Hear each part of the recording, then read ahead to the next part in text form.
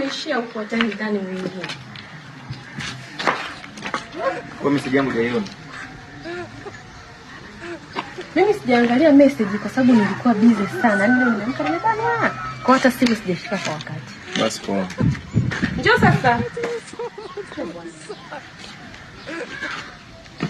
Sasa unaondoka hivi. Kuna tatizo? Mtu akutuma message au uone message. Kwa hiyo inamaanisha mimi sina thamani kwako. Wakati unajua kabisa ya gym imeshaisha, sina nguo nzuri saa hizi, sina hela matumizi, lotion yangu imeisha. Unafikia atanigia nani sasa? Mimi naelewa umeishiwa vitu kwa sasa. Lakini kwa kipindi hichi pesa nyingi nimeshalizalipa wafanyakazi. Kuna sehemu nilikuwa natakiwa kutoa hela nyingi nimepeleka huko. Kama mambo yangu yamekaa kidogo sio mazuri hivi.